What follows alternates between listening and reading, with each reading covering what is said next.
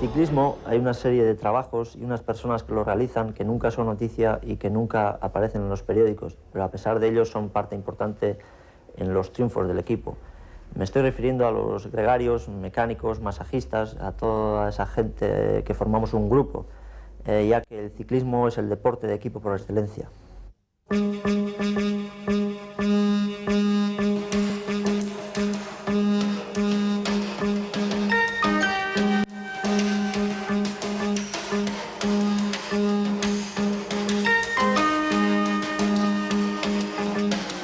El ciclismo, deporte de equipo por excelencia, mueve en torno a sí a un gran número de personas que no siempre han recibido el reconocimiento que se merecían.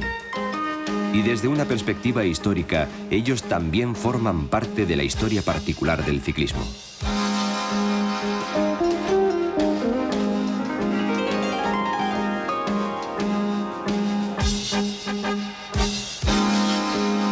Gregarios, mecánicos, auxiliares y masajistas son algunos de los tantos que conforman el entramado ciclista, y aunque su labor sea anónima en la mayoría de las ocasiones, no deja por ello de ser fundamental en la marcha de un equipo ciclista.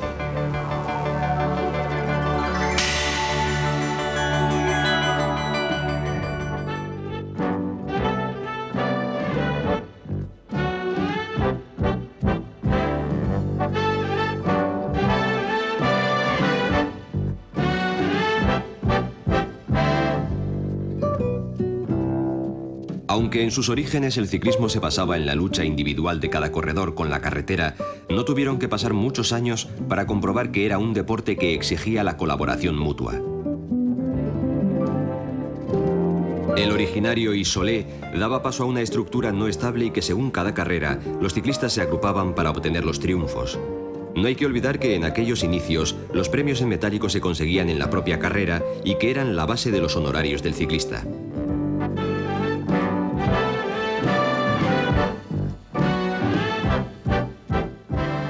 De aquí que esta primitiva conformación de equipo, cuanto más completa fuese, mayores posibilidades de triunfo tenía, y en consecuencia los emolumentos también aumentaban. Eran tiempos en los que en más de una ocasión se primaba el premio en metálico al triunfo final, que no siempre, económicamente hablando, era superior, siendo la situación económica de cada uno condicionante en muchos casos.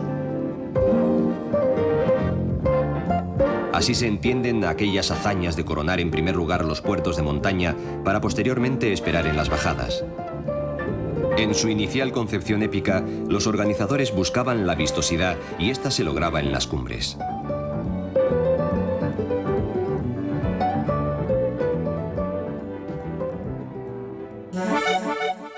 Yo iba escapado, había 50.000 francos en las subidas y entonces yo los francos los contaba porque eran 50.000, yo no sabía que eran viejos ni ancianos, sino eran 50.000 francos y eso me sonaba a mucho dinero.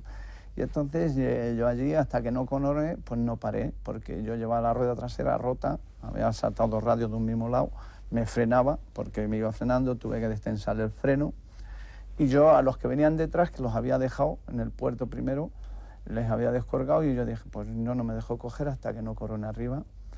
Y cuando llegué arriba, pues yo, ni corto ni perezoso, tiré la bicicleta allá al lado, todo cabreado porque llevaba los radios, pero yo ya me había trincado los 50.000, no los daban, pero ya estaban en la cuenta de Fede, para el equipo. Y entonces yo me fui a 2 carros de estos que había, me metí en uno, levanté el caucurucho y como todos los mismos dueños de los helados y todo estaban viendo a eso, yo aprovechando allí con el guantito, metiendo mantecaos allí a mi bidón, llegué al arroyo y cuando pasó el paquete, Julián sin venir, cogí en el bidón y entonces echaba a los que pasaban, sobre todo a los españoles, para echarles agua a la cara. Y los fotógrafos y todos se vinieron detrás para coger el dorsal y hacer ver que era un corredor el que lo estaba haciendo.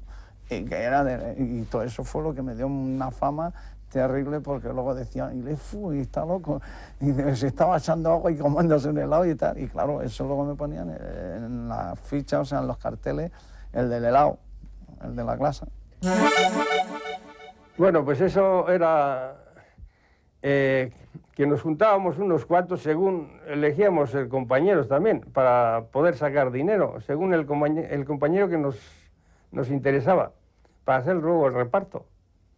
Y nos juntábamos, pues según la carrera que sea, pues con uno o con otro, 3 o 4, y pues para que no haya pérdidas, pues si no ganaba uno, ganaba el otro. Y así repartíamos y bueno, por lo menos pasábamos para los gastos.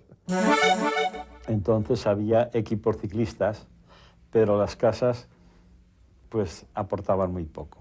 Te daban un sueldo ridículo que no te servía ni para alimentarte siquiera. Luego, en el caso, por ejemplo, de Pirelli, claro, te daban los tubulares, que eran unas mangueras. Yo siempre procuraba traerme de Francia o de Italia el material. Claro, te costaba más dinero, pero tenías un tubular fino y tenías una ventaja a la hora de sprintar y de subir y de todo, ¿no?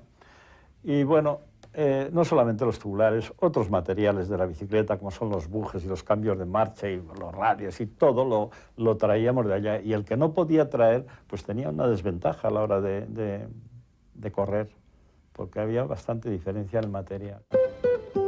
En esta todavía joven organización primaba el compañerismo, que ha sido y es otra de las características de este deporte. Y así las ganancias obtenidas se repartían entre todos, con lo cual cada vez fue mayor la necesidad de trabajar en conjunto. Y la idea del equipo ciclista, en el que se buscaba compaginar las especialidades de unos y otros, adquirió cada vez mayor importancia. Las categorías fueron modificándose y se pasó de aquella estructura de independientes y profesionales en la que un ciclista podía correr sin equipo en las dos categorías a diferenciarles y dotar al ciclismo de una más sólida estructura.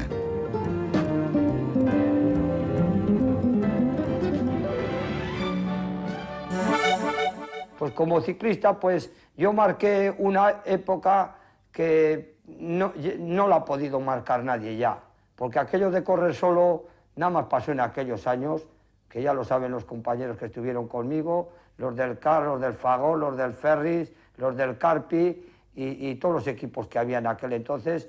Me conocían todos y me apreciaban a mí por mi manera de ser y de correr. Era único en mi género en aquel tiempo, porque ya se decía, el que se quede sin equipo tiene que plegar, tiene que dejar la bicicleta. Y yo me quedaba un año sin equipo y allá seguía corriendo, con mis facultades y con mi dinero. Y eso pues nunca se ha visto en la historia del ciclismo, de no ser hace 60 años, cuando los ciclistas routier iban a Francia con su maleta, con el tubular al hombro y reparándose ellos sus bicicletas y sus averías, lo mismo que me pasaba a mí. Yo llegaba a un hotel por mi cuenta, comía, bebía, cenaba, me reparaba la bicicleta y salía a correr. Así era aquel entonces.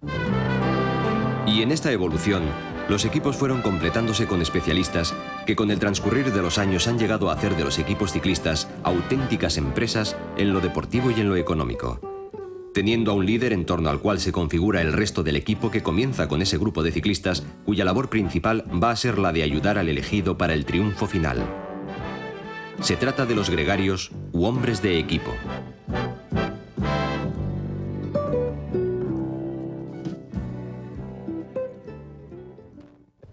La labor del gregario es pues, que su líder pues, vaya tranquilo en el grupo, que sea él el que le oriente en el momento que están atacando los competidores de este líder.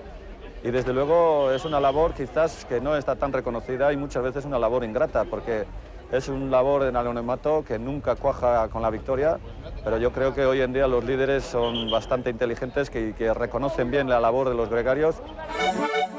La labor de un gregario es lo más importante que puede tener un equipo. y lo más duro y lo más ingrato, porque al gregario normalmente el director lo trata bien, pero la prensa y todos los medios de información no le destaca la labor que hace. Sin los gregarios los campeones no serían campeones y no podrían ganar las carreras. Como dice aquel, los gregarios te ponen al toro allí ya prácticamente, que tú nada más tienes que ponerle ya darle la estocada, porque ya te le dejan manso y el campeón tiene que estar allí y luego rematar, pero sin el gregario el campeón no sería campeón.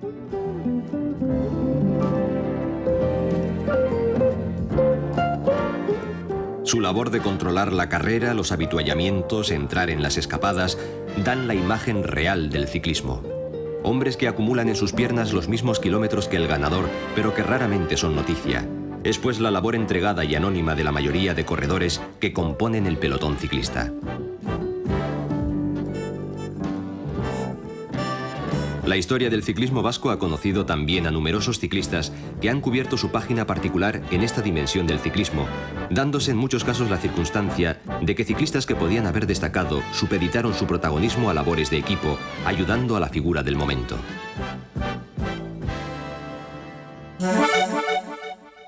Sí, Loroño, que Loroño ganó el año 53 una etapa en el Tour y ganó la montaña, y entonces pues le dio un bombo impresionante. Había un periodista que era muy popular en Vizcaya, que era Ubieta, era el mejor periódico que tenía, que era la Gaceta del Norte, y entonces le empezó a dar bombo a Loroño, y claro, nosotros pues como que veníamos, o creíamos que veníamos como figura, pero pues nos hizo mucha sombra, ¿no? Y claro, entonces pues yo corría el año 56, corrí el equipo nacional, y el año 57... con Loroño, y bueno, pues tenía que hacer doméstico porque no tenía otro remedio. Y será quizá en estas labores donde, debido al carácter y las cualidades de los vascos, nuestros ciclistas hayan sido solicitados dentro del pelotón, con lo que el ciclismo vasco ha cubierto también este capítulo del deporte de la bicicleta.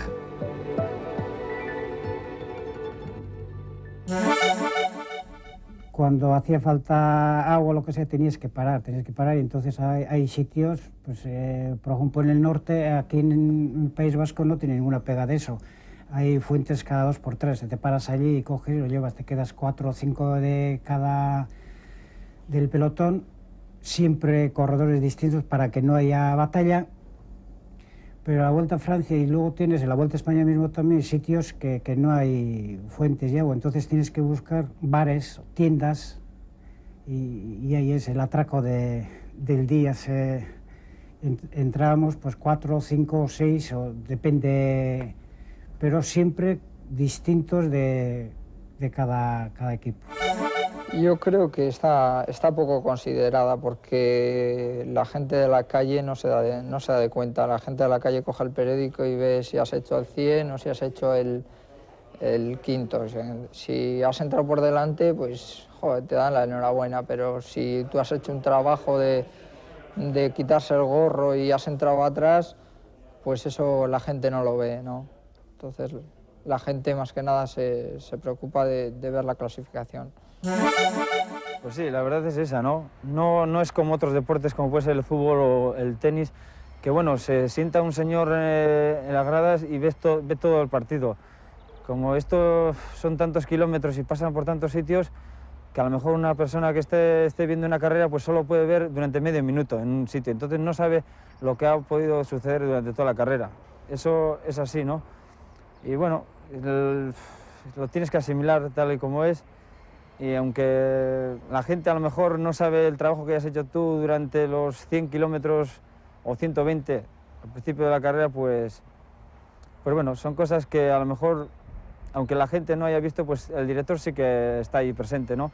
Entonces él sabe lo que has puesto tú y lo que has hecho por el equipo. Entonces eso a lo mejor, pues, no sé, no porque te apoyen mucho, puede ser la prensa o la tele, ¿no? Pero con el apoyo del propio director y de los propios ciclistas, compañeros, hace que, bueno, que sigas para adelante y estés durante algunos años en el ciclismo. Bueno, claro que es un poco duro, pero lo que está claro es que somos profesionales y lo tienes que tener asumido, ¿no? Un papel que una de dos, o lo coges o lo dejas, ¿no? Y bueno, yo pienso que si lo haces bien, pues también tiene sus recompensas, ¿no? Lo más importante es la clasificación final, ¿no? Y ahí eso es lo que todos miramos, ¿no? pero creo que aquí la gente sabe más o menos el trabajo que hay que hacer antes y que una etapa suele ser muy larga y que no se puede, que la misma persona no puede estar al principio de etapa y al final de etapa adelante, ¿no? Entonces, pues mira, a unos les toca trabajar al principio y otros, que son normalmente los que más pueden, pues les toca al final dar el pecho, ¿no? Pues la verdad es que todos los corredores no lo han sabido asumir, ¿no? Porque yo recuerdo que cuando empezamos de neoprofesionales, primer año y así, había corredores que andaban como yo, incluso más. Sin embargo, quizás no aceptan ser gregario, ¿no? Entonces quieren ser más y quizás porque el hecho de trabajar durante media etapa y luego quedarte por ahí y entrar a 20 minutos y que no se te vea y que bueno, que nadie te aplauda, porque nosotros llegamos muchas carreras que cuando ya están casi retirando la pancarta, ¿no? Entonces, eso hay corredores que no lo asumen. Y sé de muchos pues que sí, que tenían incluso mejores condiciones que yo en la bicicleta, pero como no lo han asumido, pues ahora igual ni corren siquiera.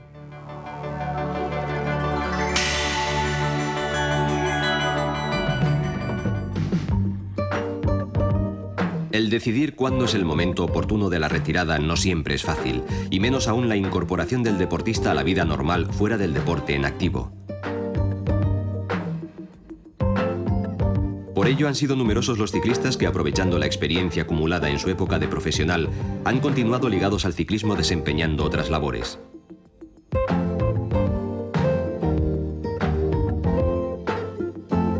Este es el caso más frecuente de mecánicos y masajistas, entre los que podemos encontrar a un importante número de caras conocidas que en su tiempo fueron ciclistas profesionales. Bueno, pues la oportunidad vino de Caja Rural, ¿no? Las relaciones con ellos seguían siendo buenas, entonces me dieron la oportunidad de seguir trabajando con ellos como masajista. Entonces el último año que estuve corriendo estuve haciendo unos cursos de masaje y el año 87 con ellos, con Caja Rural, pasé a ser masajista. Bueno, pues un poco seguir aunque no fuera corriendo, pero bueno, seguir en el ambiente un poco. Y estuve con ellos durante el año 87, 88 y 89, que ya fue Paternina, pero bueno, fue el último año, se deshizo el equipo y ya pasé a la 11 con Marino, Hodge, Chema Aguirre, otro masajista que estaba con nosotros y que todavía sigue viniendo con nosotros a algunas carreras, y yo. Los cuatro vinimos a la 11 y bueno, voy a hacer mi tercer año con la 11 y bueno, veremos hasta cuándo dura esto. El masajista, en esa labor a caballo entre el médico y el psicólogo, ocupa un papel importante en la vida del ciclista. Desde épocas pasadas en las que realizaba las funciones de médico, basándose en los conocimientos que la propia experiencia daba, hasta la actualidad en que su labor más especializada se centra en todo lo concerniente a la carrera y a la recuperación del ciclista, han transcurrido muchos años en los que la propia evolución del ciclismo ha marcado su labor. Las diferencias más importantes diríamos, de los años históricos del ciclismo al ciclismo un poco moderno está en el hecho de que hoy en día existe un seguimiento médico muy importante que muchas veces previene quizá defectos de rendimiento de un ciclista.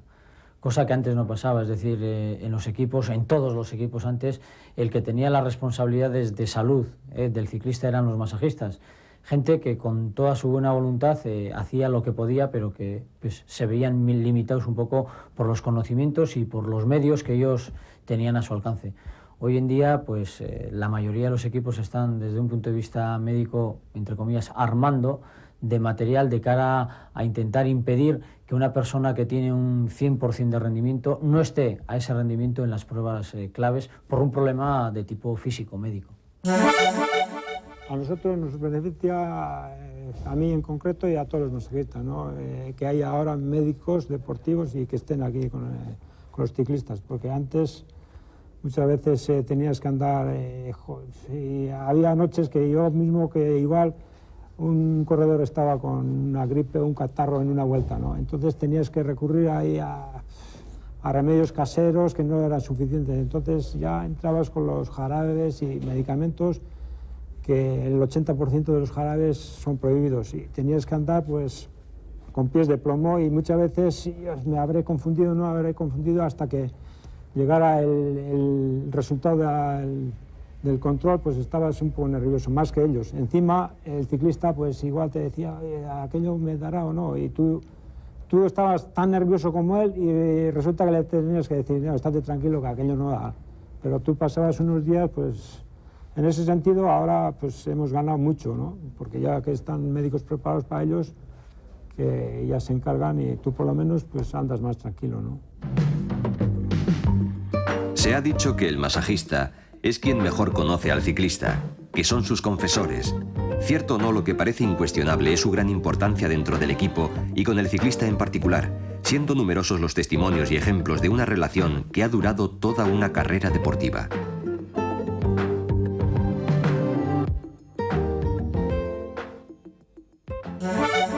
No sé, yo creo que es química, ¿no? Como pasa con las parejas de matrimonio. Realmente, bueno, él dice que somos como madre e hijo, pero vamos, viene a ser una cosa así. De alguna manera, en un equipo te conviertes un poco en una especie de madre, estás muy pendiente de ellos. Son como si fueran, realmente es así, es casi como si fueran tus hijos. Estás, o tienes que estar de alguna manera muy pendiente de todos los detalles, ¿no? Pues desde lo que hablábamos antes, no solamente controlar el hecho del masaje, sino pues que realmente se encuentre bien, tener controlada pues la alimentación, de alguna manera que coma lo que le guste, procurar que no note unos cambios muy bruscos con respecto a la vida que tiene cotidiana, vamos a decir. Pero luego, fundamentalmente, tiene que haber una especie de química en ese tipo de relación, porque si no, por mucho que tú te esfuerces con respecto a una persona, si no se da eso, pues es casi imposible, ¿no? Y quizá, pues sin darte prácticamente apenas cuenta, empezamos en un Font-Romeu, que fue cuando la primera concentración que hicimos. Te hablo del 85, finales del 85, cuando la época de Orbea con Txomin Perurena de director, y allí empezó toda la historia. Poco a poco, pues bueno, empiezas a tener más contacto, empiezas a relacionarte más y de alguna manera, pues cuando te das cuenta, han pasado ya 7 años para 8. Sí, el ciclista normalmente viene de la carrera un poco excitado, ¿no? Por el esfuerzo, porque no le hayan salido las cosas como él pensaba o lo que fuera.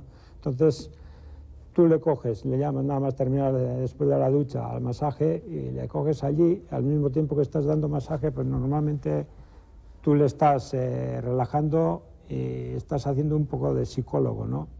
Entonces tú le tienes que dar masaje con aceite en las piernas y en todo, y mientras tanto un pequeño lavado de cerebro, ¿no?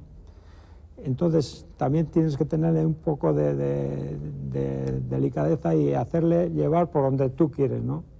En eso pues le das tus explicaciones y al mismo tiempo pues le relajas muscular y mental. Por eso yo creo que tienes que ser un poco de psicólogo y madre, ¿no? Al mismo tiempo. Sí, tú date cuenta que estamos muchos días, ¿no? Fuera de casa con ellos, con el equipo. Entonces, al año son 200 días de días o competición que estamos en todo el año. Entonces, forma un círculo que es como si sería una familia, ¿no? Pues, oye, tienes que subir bolsas, como le tienes que hacer comida, como tienes que pedir menú en los hoteles, pues es todo esto como una familia, ¿no? Y ellos se dedican a dar pedales y nosotros, pues eso, a echarles una mano y a recuperar y a tratar que ellos estén a gusto para eso, para recuperar cuanto antes a ellos y para que estén a gusto, claro.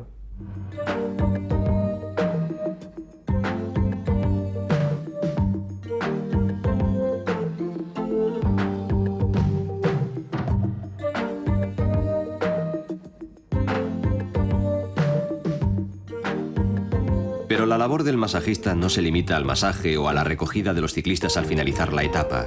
Son los auténticos mantenedores de toda la infraestructura del equipo que etapa tras etapa, carrera tras carrera, hacen posible que todo el entramado deportivo y material funcione a la perfección. Representando la otra cara de la moneda y encargándose de la parte no espectacular que también tiene el ciclismo.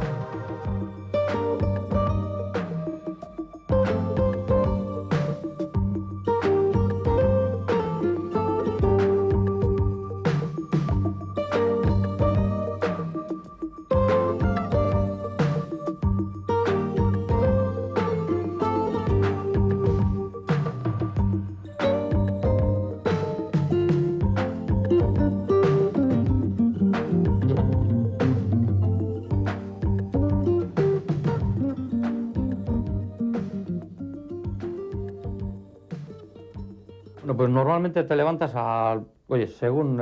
imagina que la etapa sale a las 11, el corredor tiene que comer a las 8, tú te levantas y preparas el avituallamiento, lo que es cuestión de bocadillitos, cuestión de bidones, cuestión de todo lo que van a comer en carrera. Procuras hacer lo más tarde posible para que sea lo más fresco, ¿no?, del día, ¿no? Luego te levantas y vas, pues, el tema de la cocina. Oye, pues hoy van a comer a las 8, pues a las 7:30 pasar por la cocina. ¿Qué tal va esto y tal? Bueno, pues sí, voy para las 8, bueno, pues les llamo. 8 menos 10, pues les llamas a los corredores, bajan a la mesa, bueno, les tomas la tensión y demás, coges el peso y tal. Todos llevamos, cada auxiliar, estamos 5 en el equipo, pues aquí vamos a estar 3 en esta vuelta. Pues cada uno nos distribuiremos un poco, ¿no? Y después, pues estamos un poquito en la mesa con ellos. Cuando comen, oye, cada uno prepara su equipaje. Entre dos cogeremos, bajaremos, coger y llevar ir al otro hotel. Y en el otro hotel, pues oye, hacer la distribución otra vez de habitaciones, esto, lo otro. Pues sí, normalmente los hoteles ahora son buenos todos, pero con pruebas. Igual, oye, si la etapa es de lluvia o es de frío y tal, pues comprobar hasta incluso si el agua caliente y tal, ¿no? Y después, cuando llegan, pues oye, se les tiene alguna merienda preparado y darles masaje, cada uno a 3 corredores y tal, y después cenar.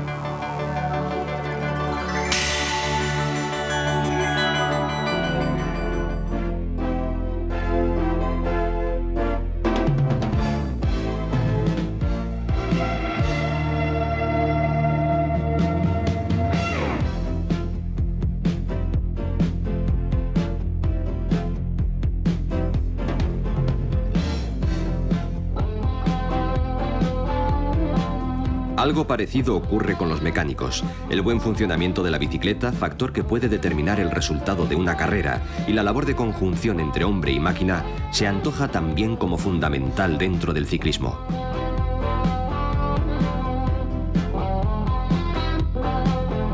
Las preferencias de los ciclistas por determinadas formas o materiales y el poder satisfacerlas son aspectos importantes si se tiene en cuenta que el corredor va a utilizar durante un largo tiempo la misma bicicleta, y en ello hay mucho en juego.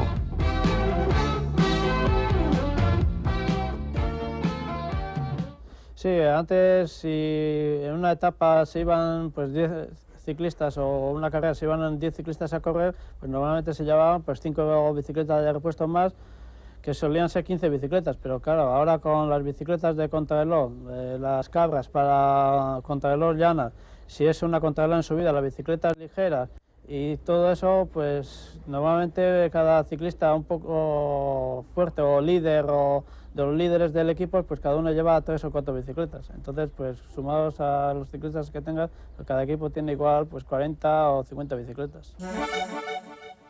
Bueno, igual ahora ante el dominio público se empiezan a dar cuenta de que existimos nosotros. Lo que igual la gente no creía de que había 2 equipos, el equipo ciclista y el equipo auxiliar, y para que funcione el equipo ciclista tiene que haber un equipo auxiliar, y si no hubiese ciclistas no estaríamos nosotros. Un mecánico te puede preparar una faena muy gorda si no es responsable en el momento que está preparando esa bicicleta, ganadora de un tour o de una vuelta. O sea, hay que estar con los 5 sentidos. Nosotros no es que seamos supermanes, pero por nuestras manos corren las vidas de esa gente. Un fallo nuestro, pues se le puede trucar.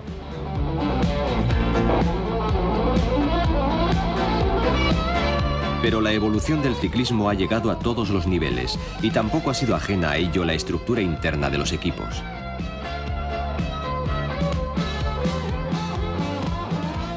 Los materiales, la vestimenta y los medios en general que actualmente manejan los equipos indican de una manera manifiesta la progresión que en este deporte se ha desarrollado. Atrás quedaron los tiempos en los que el ciclista emprendía la carrera en solitario o aquellos otros en los que con 5 coches oficiales se podía dirigir la Vuelta a España. Hoy en día los grandes autobuses y la incorporación de las nuevas tecnologías al ciclismo son indicativos del fuerte cambio experimentado. Y así la actual configuración de los equipos tiene más semejanza al gran circo rodante de la Fórmula 1 que a cualquier otra práctica deportiva. Pero en todo cambio, hay algo que siempre perdura, y así como el ciclista tiene que seguir pedaleando para llegar a la meta, esto no ha variado sustancialmente.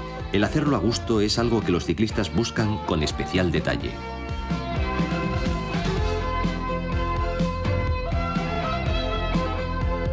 La vestimenta, las zapatillas o las bicicletas han sido y siguen siendo elementos que los ciclistas cuidan con especial mimo. De manera que en contra de esa evolución, la artesanía aún perdura en este deporte.